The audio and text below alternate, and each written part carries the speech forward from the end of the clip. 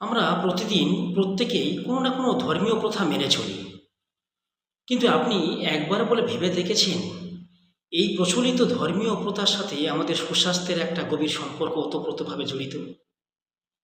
আমরা প্রত্যেকদিন যেমন মন্দির, মসজিদ, গির্জাকে বাহির এবং ভেতর থেকে পরিষ্কার করি, ঠিক তেমনই অটোপ্যাথি বলছে আমাদের শরীর এবং মনকে প্রতিদিন বাহির এবং ভেতর থেকে পরিষ্কার করা দরকার, যেটাকে বলা হয় ডিটক্স। আমাদের রীতি অনুযায়ী যেমন প্রত্যেকটা ধর্মে রোজা, উপবাস এগুলোর একটা রীতি আছে।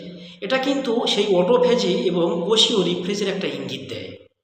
এবং সেই রোজা বা উপবাসের পরে প্রথমে ফল, শরবত এগুলো এটা ইঙ্গিত দেয় যে ফল খালি পেটে খাওয়া উচিত। এবং আমাদের যে মন্ত্রতন্ত্র যে জপ করা হয়, এটা আর কিছুই নয়, এটা নিজের আত্মসত্তাকে জাগিয়ে তোলা, আত্মবিশ্বাসের এটা একটা খুব সুন্দর থেরাপি।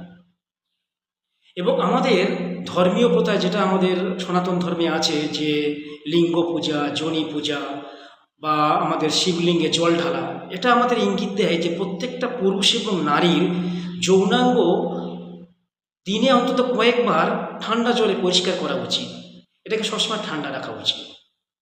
এবং আমাদের যে দেবাদিদেব মহাদেব থেকে আরম্ভ করে গৌতম বুদ্ধ এবং বিভিন্ন দেবতারা বেশিরভাগই তারা ধ্যানে সময় কাটাতেন। আমাদেরও ঠিক তাই। প্রত্যেক দিন যদি আমরা কিছু না কিছু সময় ধ্যানের মধ্য দিয়ে সময় পাস করি, তাহলে আমরা অনেক আরোগ্য লাভ করব। এবং আমরা যদি সেই তীর্থ যেমনভাবে খালি পায়ে করা হয়, তেমনভাবে যদি প্রকৃতির সাথে কিছুক্ষণ খালি পায়ে সময় দিই, তাহলে কিন্তু আমরা অনেক ভালো ফল লাভ করব।